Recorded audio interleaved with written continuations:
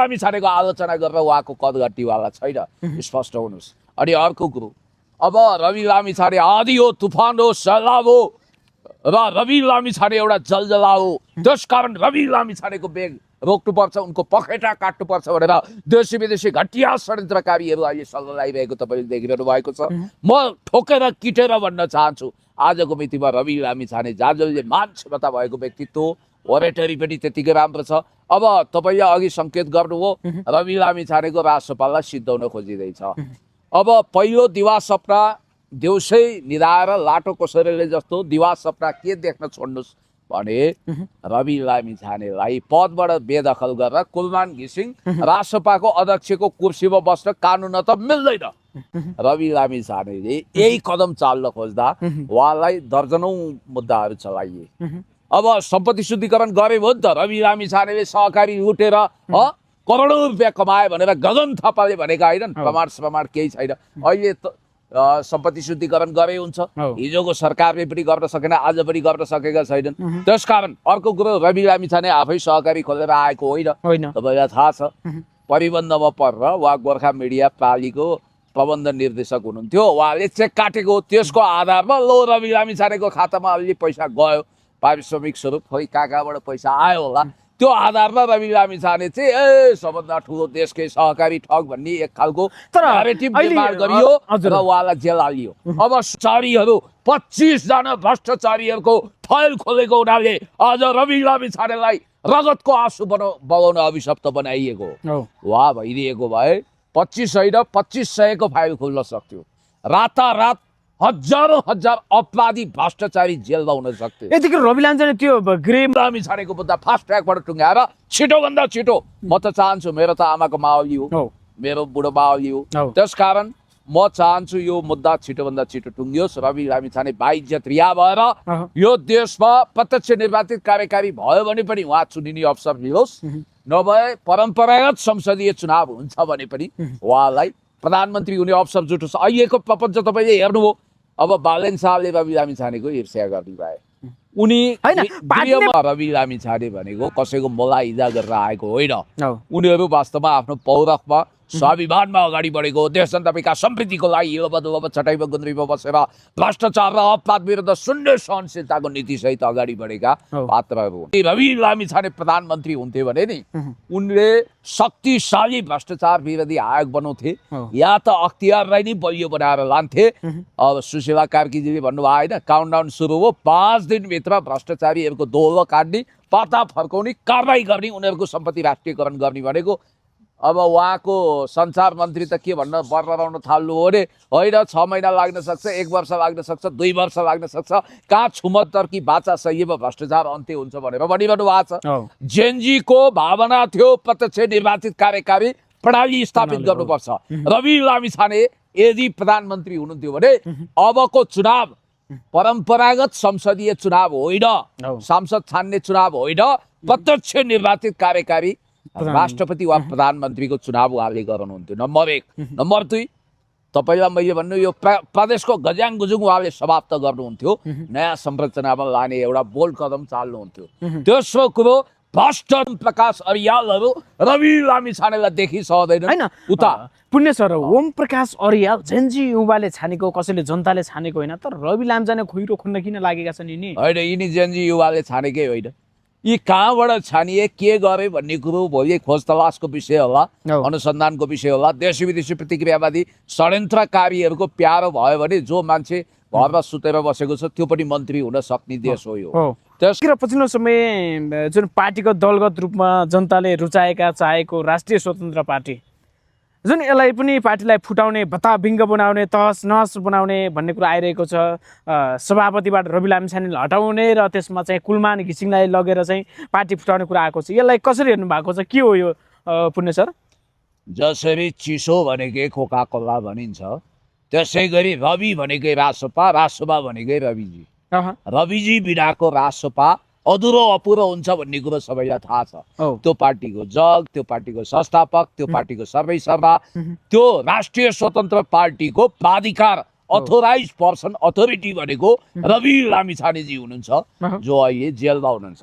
जेलमा भएर के गर्ने, त्यो पार्टीको कमान्ड कन्ट्रोल रिमोट कन्ट्रोल जम्मै नक्खु कारागारमा छ। रवि लामिछाने जहाँ उभिनुहुन्छ नि त्यहीँबाट लाइन सुरु हुन्छ।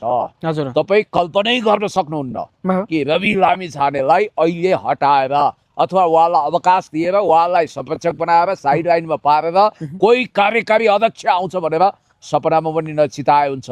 अब अचम्मको कुरा के छ भने राष्ट्रिय स्वतन्त्र पार्टी भनेको संसदको चौथो ठुलो पार्टी, त्यस्तै पर्यो भने भोलि बहुमत ल्याएर सरकार बनाएर रवि लामिछानेले सपना देख्नु भएको छ, म यो देशको प्रधानमन्त्री हुन्छु, म यो देशको राष्ट्रपति हुन्छु, यो देश चलाउँछु, यो देश विकसित गर्छु, यो देशलाई म राष्ट्रपति प्रधानमन्त्री भएर यो देशलाई नेतृत्व दिन्छु, प्रत्यक्ष कार्यकारी प्रमुख चुनिने व्यवस्था भयो भने मै जित्छु, मै हुन्छु राष्ट्रपति, मै हुन्छु प्रधानमन्त्री भनेर देश जनता विकास समृद्धिलाई ध्यानमा राखेर त्यसरी सोचेर कल्पना गरेर ती कल्पनाहरू पुरा होलान् र किन हुँदैन? अवस्था पनि छ।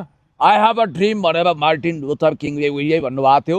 कुनै पनि कार्यरूप दिनको लागि सपना देख्नुपर्छ, सपना देखेर मात्रै त्यसलाई विपनाम परिणत गर्न सकिन्छ। र इन्ट्रेस्टिङ कुरो के छ भने यो सब योजनाहरू मास्टर प्लान गुरु योजना सफल बनाउँदा नबनाउँदै उहाँलाई अघिल्लो सरकारले पूर्वाग्रह साँधेर खास गरी गगन थापा रमेश लेखकहरूले रवि लामिछानेलाई फुटेको आँखाले पनि देख्न सकेन। म्याडम आरजुको इसारामा उनीहरूले रवि लामिछानेमाथि केस लगाए, त्यसमा केपी ओलीको पनि थप्पडी बज्यो। त्यसकारण उहाँ अहिले नक्खु कारागारमा हुनुहुन्छ। अब अहिले मान्छेले के सपना देखिरहेका छन् भने अब रवि लामिछानेजी तत्काल छुट्नुहुन्न, लामो समयसम्म उहाँ कारागार जेलमा हुनुहुन्छ, अब पूर्वपक्ष नै उहाँको लम्बिन्छ भन्ने बित्तिकै अब सारा फाइलहरू डढेका छन्, फेरि मिसिङ उठाउनु पर्यो। रविको फाइल डढेको छैन भन्ने कुरा आएको छ नि त, प्राय डढे होला नि, तर त्यसको ब्याकअप फाइल पनि हुन्छ। अब एउटा बाना त मिल्यो, यही सरकारभित्र पनि ओम प्रकाश अरियालहरू रवि लामिछानेलाई देखिसक्दैन हैन। उता पुण्य सर ओम प्रकाश अरियाल जेनजी युवाले छानेको, कसैले जनताले छानेको होइन, तर रवि लामिछाने खुइरो खुन्न किन लागेका छन् यिनी? होइन, यिनी जेनजी युवाले छानेकै होइन, यी कहाँबाट छानिए के गरे भन्ने कुरो भोलि खोज तलासको विषय होला, अनुसन्धानको विषय होला। देशी विदेशी प्रतिक्रियावादी षड्यन्त्रकारीहरूको प्यारो भयो भने जो मान्छे घरमा सुतेर बसेको छ त्यो पनि मन्त्री हुन सक्ने देश हो यो। त्यसकारण यी एक रहस्यमय धूमकेतु जस्ता हुन्। अब ओम प्रकाशजीलाई धेरै महत्त्व दिएर अहिले हाइलाइट नगरौँ, उहाँ असफल गृहमन्त्री हुन गइरहनु भएको होइन। प्रधानमन्त्री गृहमन्त्री असफल गृहमन्त्री भन्छन्, के साँच्चै असफल हुने होइन? त्यो दिशामा उहाँहरू हुनुहुन्छ। म तपाईँलाई भनिदिउँ, अहिले कल्पना गर्नुहोस्, यदि रवि लामिछाने प्रधानमन्त्री हुन्थे भने नि उनले शक्तिशाली भ्रष्टाचार विरोधी आयोग बनाउँथे या त अख्तियारलाई नै बलियो बनाएर लान्थे। अब सुशीला कार्कीजीले भन्नुभयो होइन, काउन्टडाउन सुरु हो, 5 दिनभित्र भ्रष्टाचारीहरूको दोहो काट्ने, पाता फर्काउने, कारवाही गर्ने, उनीहरूको सम्पत्ति राष्ट्रियकरण गर्ने भनेको। अब उहाँको सञ्चार मन्त्री त के भन्न बर्राउन थाल्नु हो भने होइन 6 महिना लाग्न सक्छ, 1 वर्ष लाग्न सक्छ, 2 वर्ष लाग्न सक्छ, कहाँ छुमत्तर कि बाचा सहीमा भ्रष्टाचार अन्त्य हुन्छ भनेर भनिरहनु भएको छ। जेनजीको भावना थियो प्रत्यक्ष निर्वाचित कार्यकारी प्रणाली स्थापित गर्नुपर्छ। रवि लामिछाने यदि प्रधानमन्त्री हुनुहुन्थ्यो भने अबको चुनाव परम्परागत संसदीय चुनाव होइन, सांसद छान्ने चुनाव होइन, प्रत्यक्ष निर्वाचित कार्यकारी राष्ट्रपति वा प्रधानमन्त्रीको चुनाव उहाँले गराउनुहुन्थ्यो। नम्बर 1। नम्बर 2, तपाईँलाई मैले भन्नु यो प्रदेशको गज्याङ गुजुङ उहाँले समाप्त गर्नुहुन्थ्यो, नयाँ संरचनामा लाने एउटा बोल्ड कदम चाल्नुहुन्थ्यो। तेस्रो कुरो, भ्रष्टाचारीहरू 25 जना भ्रष्टाचारीहरूको फाइल खोलेको उनीहरूले आज रवि लामिछानेलाई रगतको आँसु बगाउन अभिशप्त बनाइएको वा भइदिएको भए 25 होइन 2500को फाइल खोल्न सक्थ्यो। रातारात हजारौं हजार अपराधी भ्रष्टाचारी जेलमा हुन सक्थे। यतिखेर रवि लामिछाने त्यो गृहमन्त्री अथवा प्रधानमन्त्रीको त्यो पदमा भइदिएको भए यी भ्रष्टाचारीहरूको पाता कस्थे होइन? अवश्य म कल्पना गर्छु।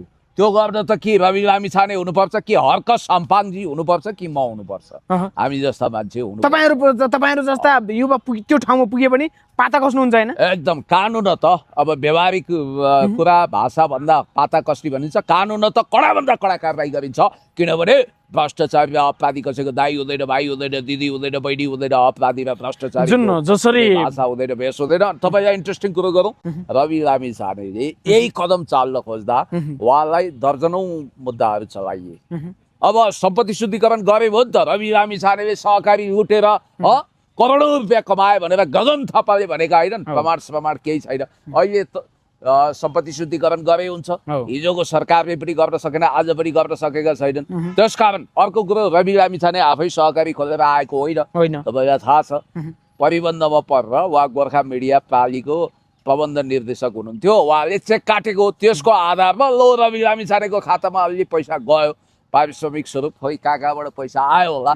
त्यो आधारमा रवि लामिछाने चाहिँ सबभन्दा ठुलो देशकै सहकारी ठग भन्ने एक खालको न्यारेटिभ निर्माण गरियो र उहाँलाई जेल हालियो। अब सुशीला आमालाई म भन्न चाहन्छु, सुशीला आमा भनेर तपाईँलाई जेनजीहरूका कति मान्छेले भने, अझ नक्कली जेनजीले बढी भने। तपाईँले भन्नुभयो होइन रवि लामिछानेमाथि अत्याचार भएको छ, यो मान्छेले दुःख पायो। फेरि अर्को इन्टरभ्यू पनि हेरेँ मैले, अस्ति भर्खर कता दिनुभएको रहेछ, यो सहकारी पीडितहरूको पैसा खाएर रवि लामिछाने बसेको भनेर दोहोरो कुरा गर्नुभएको छ। सुशीला कार्कीज्यूले अब एउटा काम गर्नु भने तपाईँको नाम इतिहासमा लेखिनेछ।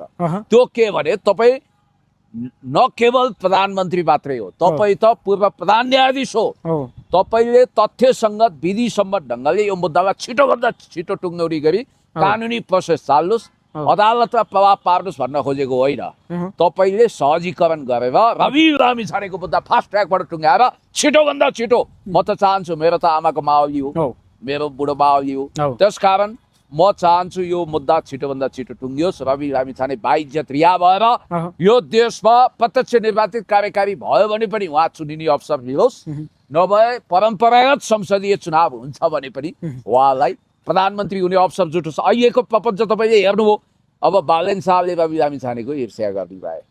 उनी पार्टीले फुटाउने षड्यन्त्र हुँदैछ अरे अहिले पछिल्लो समयमा बालेन शाह लोकप्रिय बन्दै गएपछि राष्ट्रपालाई पनि बाँकी नछोड्ने भन्ने कुरा आएको छ। अब यो गृहमन्त्रीसँग सेटिङ गरेर हुन सक्छ, यो सुदन गुरुङ भन्ने एकजना अर्को टपर यहाँ छन्, तिनीहरूसँग सेटिङ गरेर रवि लामिछाने विरुद्ध एउटा माहौल खडा गर्न चाहिरहेको देखियो।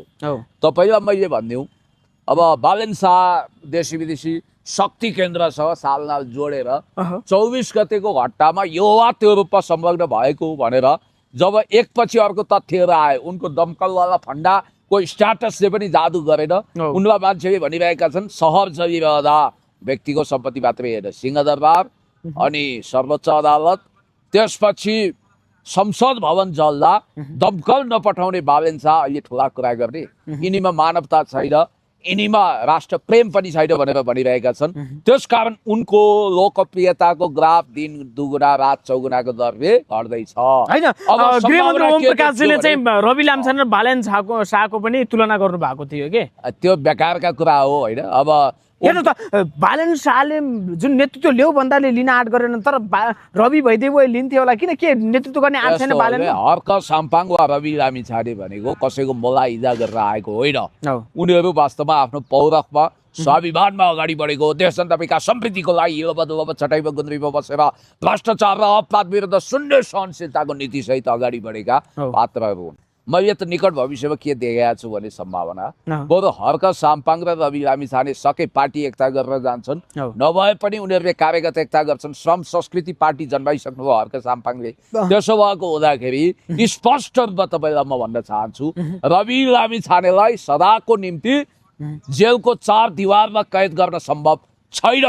ट्याङ्करबाट जसरी पानी ओसारेर सप्तकोशी रीतिँदैन नि, रवि लामिछानेको आलोचना गरेर उहाँको कदघट्टीवाला छैन, स्पष्ट हुनुहोस्। अनि अर्को कुरो, अब रवि लामिछाने आँधी हो, तुफान हो, सैलाब हो र रवि लामिछाने एउटा जलजला हो, त्यसकारण रवि लामिछानेको बेग रोक्नुपर्छ, उनको पखेटा काट्नुपर्छ भनेर देशी विदेशी घटिया षड्यन्त्रकारीहरू अहिले सल्लाह लगाइरहेको तपाईँले देखिरहनु भएको छ। म ठोकेर किटेर भन्न चाहन्छु, आजको मितिमा रवि लामिछाने जसले मान क्षमता भएको व्यक्तित्व, ओरेटरी पनि त्यतिकै राम्रो छ। अब तपाईँले अघि सङ्केत गर्नुभयो, रवि लामिछानेको राष्ट्रपाललाई सिद्धाउन खोजिँदैछ। अब पहिलो दिवा सपना देउसै निधाएर लाटो कोसेरले जस्तो दिवा सपना के देख्न छोड्नुहोस् भने रवि लामिछानेलाई पदबाट बेदखल गरेर कुलमान घिसिङ राष्ट्रपाको अध्यक्षको कुर्सीमा बस्न कानुन त मिल्दैन। किन मिल्दैन भने उहाँको त पार्टी सञ्चालन गरे अनुभव छैन। छैन। उहाँ कुनै जिल्ला कमिटीमा बसेको पनि हामीलाई थाहा छैन। उहाँ कर्मचारी हो, टेक्नोक्राट हो, ब्युरोक्राट हो। होला उहाँले उज्यालो नेपालको सपना साकार बनाउनु हो। As a bureaucrats, as a technocrats उहाँले राम्रो भूमिका खेल्नु भयो, म मान्छु। र तर अहिले पनि बत्ती त झ्याप्प गएको छ। हिजो हितेन्द्र देवजीलाई गाली गर्न नथाक्नेहरू आज कुना किन पसेका छन्, त्यसको विषयमा पनि जवाफ दिनुपर्छ जस्तो मलाई लाग्छ। अब अर्को कुरो होइन, पछिल्लो समय जुन बालेन शाहले, कुलमान घिसिङले राजसभामाथि आँखा गाड्नुको कारण के होला? सिधा चर्चा हुनुको कारण के होला? सिधा छ, रवि लामिछाने प्रत्यक्ष निर्वाचित कार्यकारीको चुनाव भयो भने पनि राष्ट्रपति वा प्रधानमन्त्री जित्न सक्छन्। रवि वा हर्क वा बरु हामी जस्ता पात्रहरू आउन सक्छौँ, तर उनीहरूको सम्भावना चाहिँ खस्किँदै गयो। मैले तपाईँलाई भनौँ, अहिले प्रत्यक्ष निर्वाचित कार्यकारी प्रमुखको चुनाव हुन्थ्यो, तर बालेन शाहको लोकप्रियता हिउँझै पगिएको हुनाले देशी विदेशी शक्ति केन्द्रले यो मानेनन्। इन्ट्रेस्टिङ कुरा के छ, 64 प्रचण्डको लोकप्रियता सातौँ आसमानमा थियो। उनी छिटोभन्दा छिटो राष्ट्रपति हुन चाहन्थे, तर उनलाई भित्ते राष्ट्रपतिमा सीमित बनाइदिए। अनि 72-74 आउँदा नआउँदै नाकाबन्दी सामना गरेको केपी ओली चुच्चे नक्सा ल्याएपछि मै अब प्रत्यक्ष निर्वाचित कार्यकारी हुन्छु भन्ने थियो। फेरि उहाँको व्यक्तित्व पनि एकदमै खस्किएर गयो। अहिले त म भन्छु, तत्काल नेकपा एमालेको केन्द्रीय कमिटी बैठकले विद्या भण्डारीको पार्टी सदस्यता रिन्यू गर्नु पर्यो, ईश्वर पोखरेललाई कार्यवाहक अध्यक्ष बनाएर अघि महाधिवेशन गरेर छिटोभन्दा छिटो महाधिवेशन सम्पन्न गरेर विद्यादेवी भण्डारीज्यूलाई पार्टी अध्यक्ष बनाउनु पर्छ। विद्यादेवी भण्डारीज्यूले रवि लामिछानेको विषयमा पनि बहुत पोजिटिभ कुरा गर्नुभएको छ, तपाईँलाई थाहा छ होइन? उहाँमाथि अन्याय भयो भन्नुभएको छ, हर्क सम्मानको पनि तारिफ गर्नुभएको छ। र इन्ट्रेस्टिङ कुरा के छ भने रविलाई तासरी भुत्लाउने खुइलाउने अभियान चारैतिर होइन। पुण्य सर, जुन राजसभा सिद्ध्याउने अनुहारहरू तपाईँले को देख्नुभयो? अब सिधा छ नि, हिजो साइलक जस्तो भएर मुकुल ढकालले भिलेनको भूमिका खेले। उनी वास्तवमा बालेनको इसारामा नाच्ने तोता मैना रहेछन् भन्ने देखियो। उनी त्यो पार्टीबाट बहिर्गमन गरे। त्यसपछि सुमना श्रेष्ठ भने अरू कोही होइन। रवि लामिछानेको नेतृत्वबाट हट्ने भने फेरि राजसभा जाने रे? त्यो असम्भव छैन। मुकुल ढकालको फिमेल भर्जन हो सुमना श्रेष्ठ। सुमना श्रेष्ठ हिजोसम्म के थिइन्? मैले जस्तो गरिब दुखी रोगी असहायलाई 30 लाख मद्दत गरेर आएकी हुन्। देशको पक्षमा, जनताको पक्षमा काम गरेर आएकी त होइनन्। उनी जे बनिन् बिकज अफ रवि लामिछाने। रवि लामिछानेले उनलाई के दिएनन्? नाम दिए, दाम दिए, शोहरत दिए, इज्जत दिए, समानुपातिक सांसद बनाए, सडकबाट उठाएर सांसदबाट उठाएर के बनाए? शिक्षा मन्त्री बनाए। शिक्षा मन्त्री। तर यी बैगुनी रहेछन्। यी बैगुनी नानीले गुनै देखिनन्। रवि लामिछानेको ढाडमा टेकेर पुक्क टाउकोमा हानिन्, भोक्क लात्तीले हानिन्। त्यसकारण रवि लामिछानेलाई समाप्त पार्छु भन्नेहरू इतिहासमा आफै समाप्त भएका छन्। अब बालेन शाहले गरेको अर्को मिडिया ट्रायल भनौँ अथवा एउटा यो खालको फन्डा के हो भने अहिले भएको अभ्यास सकिन्छ रवि लामिछानेको पार्टी नै कब्जा गर्ने। त्यसमा अब बालेन अलोकप्रिय भएको छन्, त्यसकारण उनी राष्ट्रसभाको अध्यक्ष बन्न सक्दैनन्। अनि त्यसपछि अरू ओम प्रकाशहरूबाट काम चल्दैन भन्ने बित्तिकै कुलमान घिसिङलाई नै अध्यक्ष बनाउने उनीहरूको अभियान छ। यो षड्यन्त्र होइन हो। अर्को यो राष्ट्रिय पार्टी हो। हिजो विघटित संसदको चौथो ठुलो शक्ति हुनाले त्यो पार्टीको अध्यक्ष म बसिहाल्छु, त्यो कुर्सीमा गएर ढसबस बस्छु भन्न सम्भव छैन। तेस्रो कुरो, कुलमान घिसिङसँग सङ्गठनको अनुभव पनि छैन अनि राजनीतिक नेतृत्व सब बोल्ने कला पनि चाहिन्छ, सङ्गठन गर्ने क्षमता चाहिन्छ अनि ओरेटरी भन्छ त्यसलाई, स्पिकिङ पावर त्यो पनि चाहिन्छ। त्यो कुलमानजीसँग छैन। र अर्को कुरो तपाईँलाई थाहा छ, प्रकाश तिमल सिन्हा भन्ने नागरिक दैनिकमा काम गर्ने पत्रकारले सनसनीखेज स्टोरीहरू ल्याइरहनु भएको छ। त्यसको विषयमा कुलमान घिसिङ वा त मन्त्री हो नि नेपाल सरकारको, उहाँको सचिवालयले चिक्क बोलेको छैन, आरोप सङ्गीन छ। उहाँले के भन्नुभएको छ भने कुलमान घिसिङले, यो मैले भने आइन, प्रकाश तिमल सिन्हाले लेखेको स्ट्याटस हजारौँले सेयर गरेका छन्। उहाँ पहिला नागरिक दैनिकको पत्रकार पनि। उहाँले के भन्नुभएको छ भने कुलमान घिसिङले 90 करोडको घर अमेरिकामा कसैको नाउँमा, गुम्बा व्यवस्थापन समितिको अध्यक्षको नाउँमा किन्नुभयो, को मलाई थाहा छैन। र त्यसपछि त्यो घर फिर्ता गर्न उहाँलाई महाभारत पर्यो। अब त कागज पनि ल्याउँछु भन्नुभएको छ। कुलमान घिसिङज्यू मौनम सम्मति लक्षणम भनेर नबस्नुहोस्। हामी चाहन्छौँ यो समाचार अफवाहपूर्ण होस्। यदि त्यस्तो सङ्गीन आरोप झुटो हो भने तपाईँले तत्काल खण्डन गर्ने र उहाँलाई साइबर क्राइम वा मानहानीमा मुद्दा किन हाल्नु भएन? चुप लाग्नु भनेको त चुपचाप स्वीकार्नु सभा हो। त्यस कारणले गर्दाखेरि मलाई जहाँसम्म लाग्छ कुलदान घिसिङको मुद्दाहरू पनि अख्तियारमा थियो। उहाँ आर्थिक रूपमा एकदम पारदर्शी मान्छे होइन। त्यसैले बरु हर्क साम्पाङलाई भोलि रवि लामिछानेजी लामो समय बस्नु पर्यो भने जिम्मा लगाउन सक्नुहुन्छ। बरु डिपी अरियालले चलाउँछन्, यो सम्भव छैन। तर एउटा कुरो चाहिँ सम्भव हुनसक्छ है, त्यो भनेको के भने रविको पार्टीमा बसेर मुखमा राम राम बगलीमा छुरा भएका 2-4 जना सेलिब्रेटी सांसद र पात्र, महिला पात्रहरू, पुरुष पात्र छन् जो चाहिँ रवि लामिछानेको पार्टी परित्याग गरेर यो कुलमानवाला अभियानमा हिँड्न सक्छन्। मलाई त्यस्तो लाग्छ। तर त्यो सफल हुँदैन, किनभने जहाँ ब्यालेन्स टेक्छन् त्यहाँ भाङ पर्छ। तर यतिखेर पछिल्लो समय जुन अहिलेकी प्रधानमन्त्री सुशीला कार्कीजीले रवि लामिछानेमाथि चाहिँ अन्याय भयो, प्रतिशोध भयो, रवि लामिछाने निर्दोष छन् भनेको व्यक्तिले कि अब रवि लामिछानेको न्यायिक निरूपणमा उहाँ चाहिँ पूर्व प्रधान न्यायाधीश भएको कारणले पनि रवि लामिछानेलाई यो मुद्दामा चाहिँ छिटो किनारा लगाउनेमा हात केही अगाडि बढ्ला कि नबढ्ला? अब मलाई यस्तो लाग्छ, रवि लामिछानेलाई कुनै न कुनै हिसाबले पूर्वाग्रह राखियो।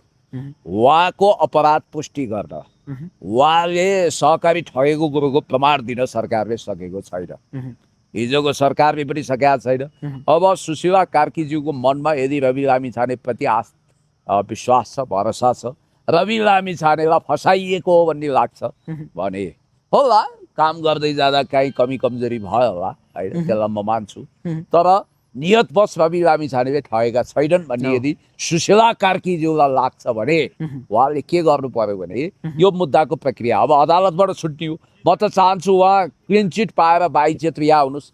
त्यस्तो अवस्था छैन भने पनि कुनै प्रक्रिया मिलाएर रवि लामिछानेलाई छुटाउने गरी मुद्दाको प्रक्रिया अगाडि बढाउन सकिन्छ। तर पुण्य सर कतिले भन्दछन् क्या, यो सरकार पनि, यो अन्तरिम सरकार जुन पूर्व प्रधान न्यायाधीश सुशीला कार्कीको नेतृत्वमा रहेको सरकार पनि रवि लामिछानेदेखि डराएको छ, तर्सिएको छ। रवि लामिछानेको लोकप्रियतादेखि यदि रवि लामिछाने आए भने यिनीहरू पनि छायामा पर्छन् भन्ने अभिव्यक्तिहरू आउन थालेका छन्। अब रवि लामिछानेलाई विगतमा फुटेको आँखाले पनि देख्न नसक्ने र बाप बहिनी जस्तो व्यवहार गर्ने ओम प्रकाश अरियाल यो गभर्मेन्टको गृहमन्त्री हुँदासम्म सुशीला कार्कीज्यूले चाहेर पनि रवि लामिछानेको फाइल अगाडि बढ्दैन भन्ने मैले सुनेको छु। मलाई बहुत दुःख लागेको छ। यदि म भ्रम छैन भने ओम प्रकाश अरियाल, हुन त ओम प्रकाश अरियालजीको एउटा अहिले भिडियो पनि भाइरल भएको छ। रवि लामिछानेले ओम प्रकाशजी के हो तपाईँ गुन्डा पाल्नुहुन्छ रे भने भिडियो पनि अहिले आइरहेको छ। अब त्यो चाहिँ यही ओम प्रकाश भने हो कि अर्को ओम प्रकाश हो कि? अहिले पछिल्लो समय निकै भाइरल पनि छ। तपाईँको पनि नाम ओम प्रकाश हो, तपाईँलाई त भने होइन, पछिल्लो समय निकै भाइरल पनि छ। निकै भाइरल छ। त्यसैले म के विश्वास गर्छु भने रवि लामिछानेका मुद्दाहरू 4-5 वटा अदालतमा जिउका त्यो राख्ने, उहाँलाई पूर्वपक्षमा लामो समय लाने। यो बाबा धरौटीमा उहाँले मुद्दा लड्न नपाउने अवस्था हुन्छ काहीँ, उहाँलाई तत्काल अदालतले विवेक पुर्याउनु पर्यो।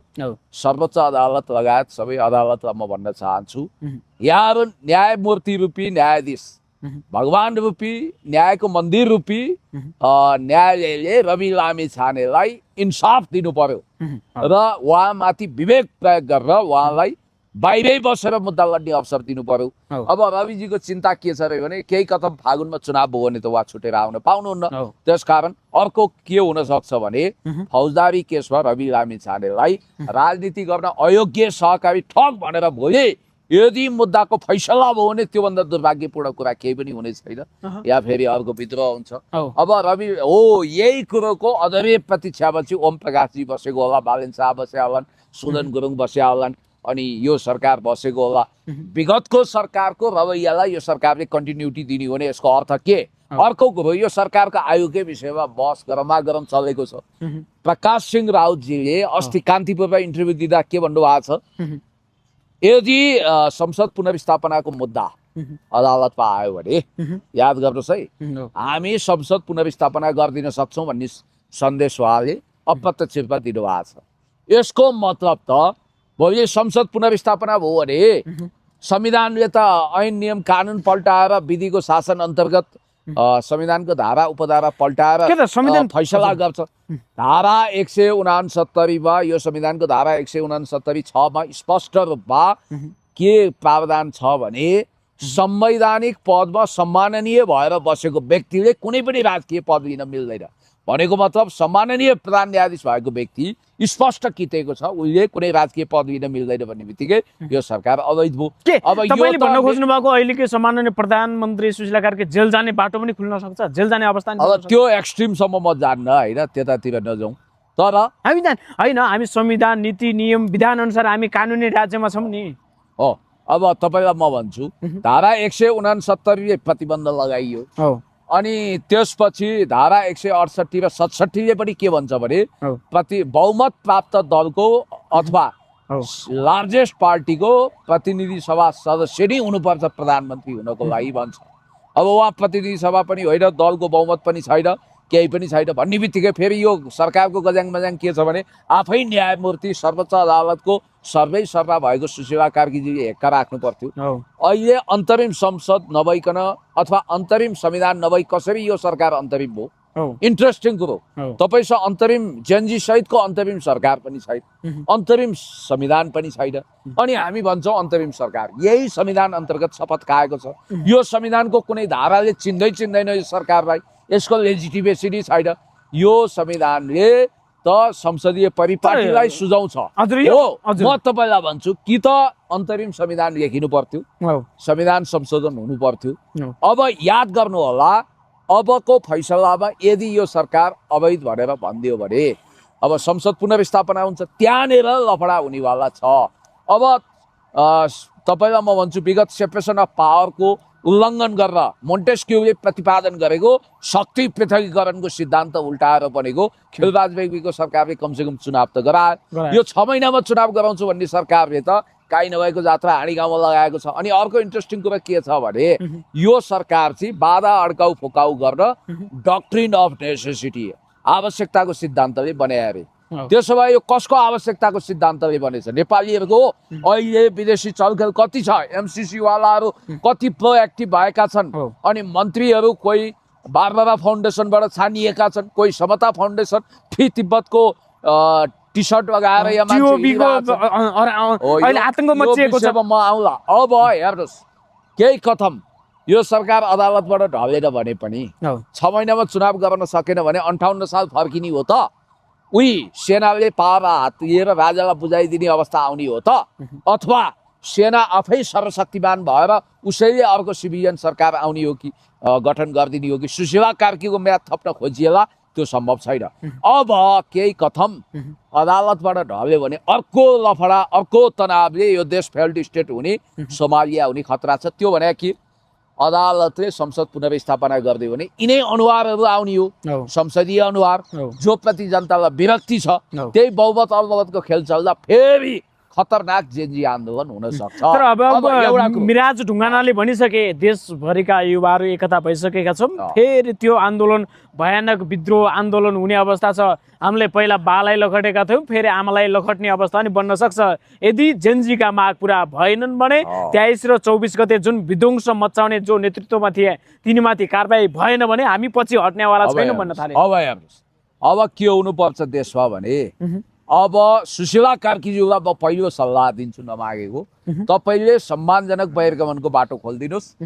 तिहार आउँदैछ, भाइटिका लगाइदिनुहोस् भाइहरूलाई दाइहरूलाई, मजाले भाइटिका लगाएर राजीनामा दिनुहोस्। यो सरकारको औचित्यता होइन, राजीनामा दिनुपर्ने अवस्था बनिसक्यो। किनभने अचाकली वैदेशिक चलखेल भयो। अर्को कुरो यो देशलाई $100 मिलियन ऋण भार बोकाउने उहाँहरूले प्रपञ्च गर्दै हुनुहुन्छ। एडिबीबाट सफ्ट लोनको नाउँमा नेपालीहरूको ढाड सेक्ने गरी राष्ट्रिय अर्थतन्त्र त खलबलिया छ। 52 खर्बको क्षति भएको छ जेनजी मोभमेन्टको नाममा, होइन? असली जेनजीले त्यसरी तोडफोड गरेको होइन। तपाईँ हामी जहाँ बसेका छौँ यो क्षेत्र, यहाँ भित्रको सरकारी भवन, यो पाशुपत क्षेत्रको सरकारी भवन सबै डढाइदियो। यस्तो यो नक्कली जेनजीहरू जो जेनजी नै होइन अपराधीहरू त्यहाँ घुसपैठ भएको छ। अब यो गृहमन्त्री कसरी असफल हुनुभयो भने प्रहरी महानिरीक्षक आइजी साहबलाई सलाम छ, नमस्ते छ। उहाँले कमसेकम गिर्न लागेको प्रहरीको शिर उठाउनु भएको छ। गृहमन्त्रीले भनेको उहाँले के भन्नुभयो? गृहमन्त्रीज्यूले हामीले अनुसन्धान गरेर समाएका अपराधीलाई छोडिदिनु भयो। हेर्नु नक्कली जेन्जीहरू कानुनभन्दा माथि छैनन्। यो गुरुङ को तपाईँको प्रीतिपत मोमेन्टको उसको ट्याटु खोपिएको छ। यो विषयमा म अहिले आउँछु। सबभन्दा राम्रो निकास भनेको सुशीला कार्कीज्यू, तपाईँ आफ्नो वचन पुरा गर्न नसकेको हुनाले 5 दिनमा भ्रष्टाचारीलाई नियन्त्रण गर्छौँ भन्नुभएको थियो, त्यो पनि सक्नु भएन। चुनाव गर्न सक्ने छाटकाट पनि छैन, त्यसैले तपाईँले राजीनामा दिनु पर्यो। तर पुण्य सर, अब सुन्नु, हजुर पुण्य सर, जुन 23 र या अदालतबाट यो सरकार ढल्यो भने त्यसको विकल्प के हो भने जेएनजी सहितको अन्तरिम संसद बनाउनु पर्यो। हजुर, त्यसपछि अन्तरिम संविधान लेखिनु पर्यो। हो। त्यो अन्तरिम संविधानमा नयाँ सरकार गठन गरेर